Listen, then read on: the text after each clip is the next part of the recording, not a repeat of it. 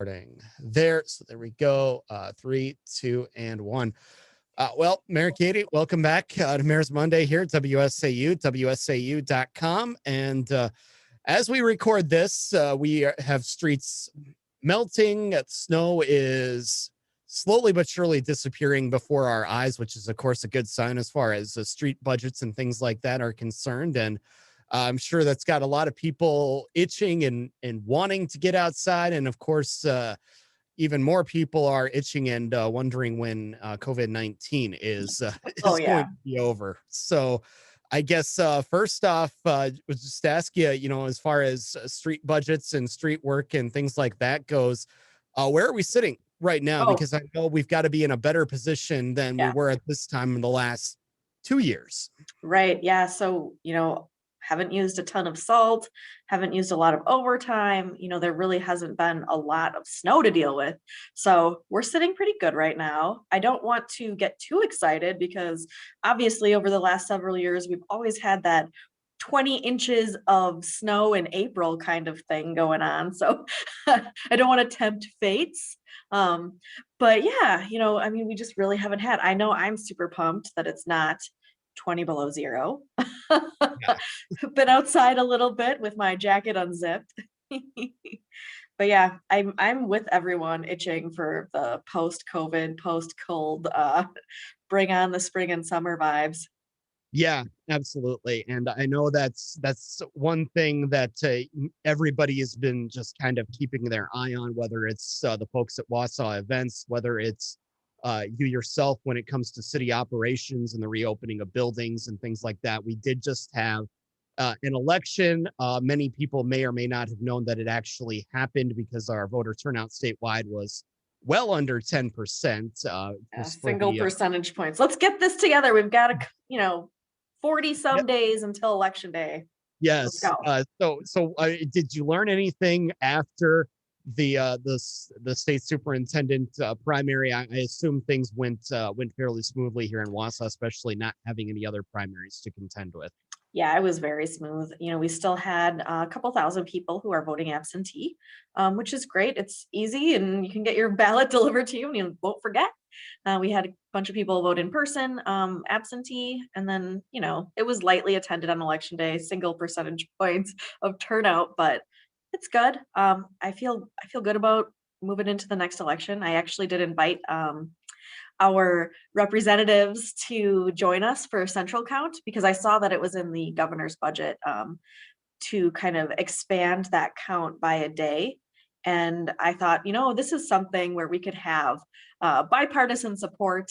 So I invited Senator Petrowski and Representative Snyder. I heard back from Senator Petrowski's office that he does support some of the voting, kind of updates here, and including allowing clerks to count those votes early. He's not sure that he'll be able to join us, and he also doesn't really like the fact that that's in the budget. So you might see some language outside of the budget, but that's good for all of us. Those are some moments where we can agree on things as conservatives and progressives. It's great to find those moments right now. Yeah, no doubt about it. I was just about to say, be careful what you say there because bipartisan might be a bit of a dirty word depending on who you talk to in Oh politics. man, I am all for this. Let's go down together. I Yeah, mean up. absolutely. And talking about being some 40 days before the spring election, what are you expecting as far as the spring election? Because I imagine this will be about the last time we get to talk to you before election day. It is going to be again a lighter a turnout, not much on the ballot here in Wausau. We do have this 2-school referendum questions, but what are you expecting? And do you feel the election staff is ready to do what? Is this going to be election number 7 in the midst of a pandemic or something like that? Yeah, it's gonna be another one. I think, as far as preps for how to stay safe and make sure that voters and poll workers, aren't hurting each other with the pandemic, I think we got that down. We know what we're doing. I really hope that we have a big turnout because, these elections really do matter. You've got state superintendent who'll be deciding education policy for the state, super important. We've got school board members. I mean, there's a lot of different views in that school board pool. Like you should, you have all kinds of options to pick from if you're a Wausau school district voter. And then of course, that referendum, those two questions, that really does help drive the education around or the discussion around education for Wausau moving forward. So, and of course, this week, even though this is airing next week, this week is We Love Public Education or Public Schools Week. So, celebrating my friends in the Wausau School District and the DC Everest School District. It's been a tough year, but they soldiered on. Mm-hmm. Yeah, that's right. And that was declared during city council last week as well. And of course, one thing that it didn't talk about it at city council per se, but it was committee of the whole, was the future of the Cleveland Avenue property. Now that you've had some time to kind of digest what went on in that meeting, do you feel that the city has a better idea of what direction they want to go in with this property? Or is this something that is I imagine it's not going to be solved quickly, of course. Right.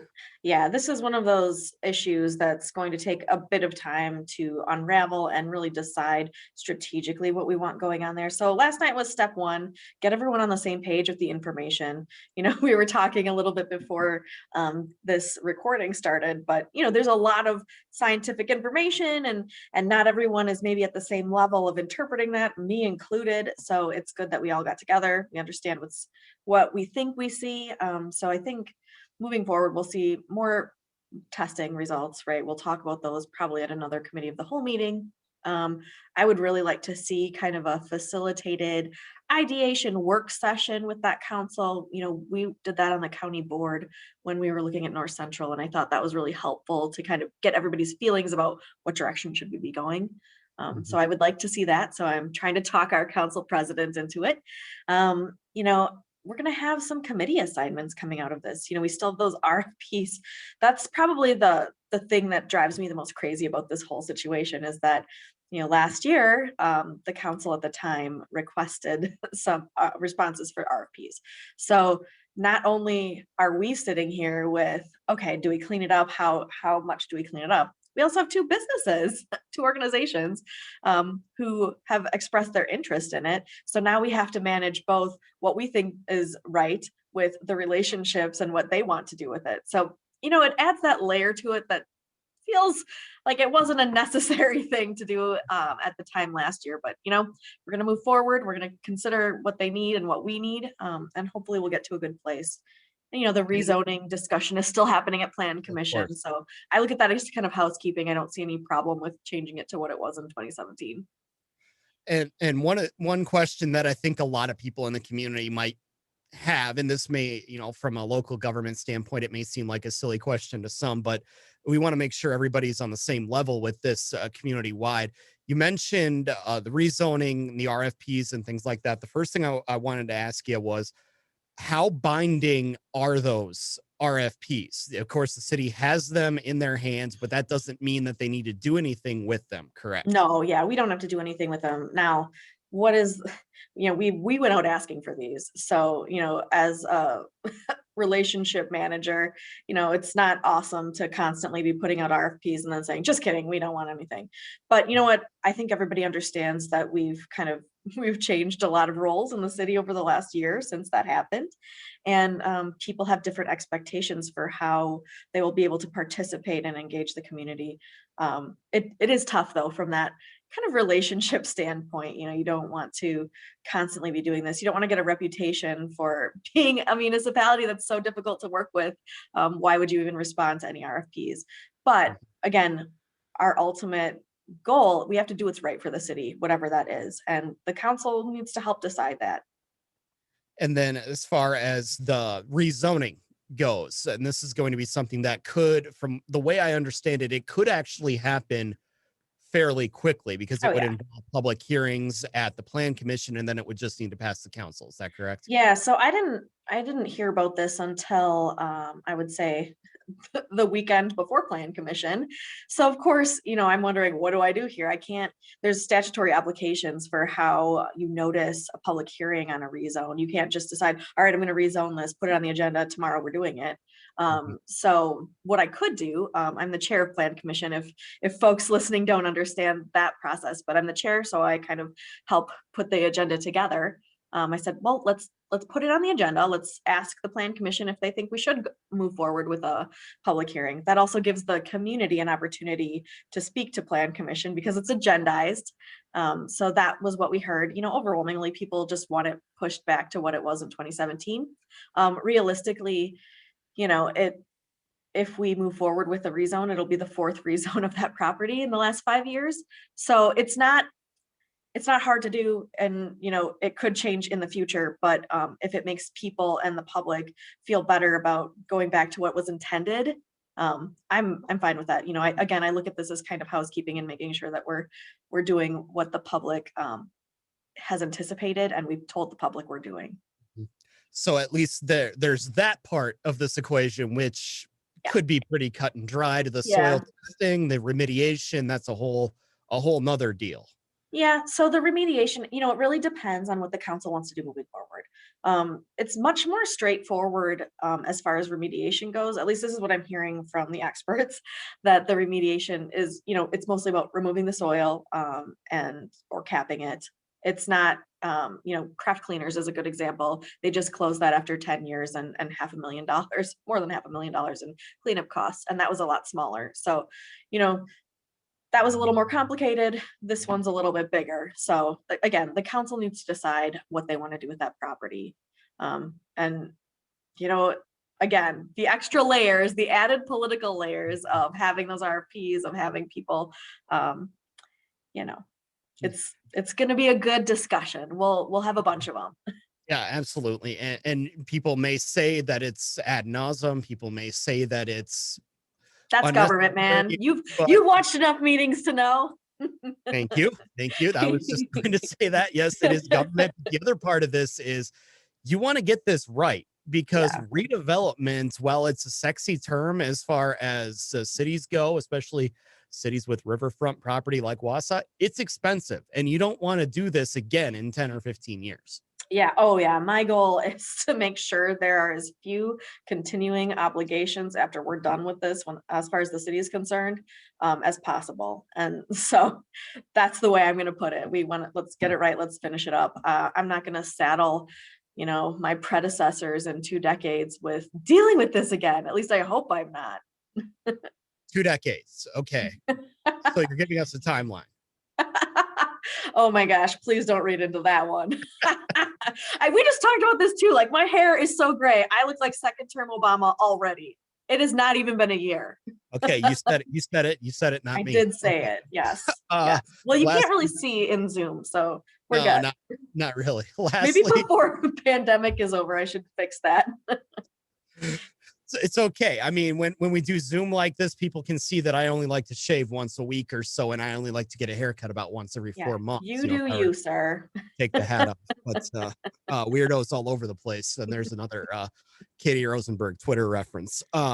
One more thing before we let you go, we did want to talk a little bit about the community, the policing Sure. task force. First off, great job by Glenn Bliven last week to honor and recognize two citizens that basically helped save the life of a young Wausau team who was ready to jump off the bridge New Year's Eve. Would love to see that during meetings and see those people honored because as the cliche goes these days, we don't get enough good stories like that. So first off, I wanted to congratulate Ben and the whole police department on bringing that to the lights during city council. But you're also talking a lot with Ben about the safe policing task force that you've assembled. Had some meetings there. What has been the overwhelming feedback so far from these meetings?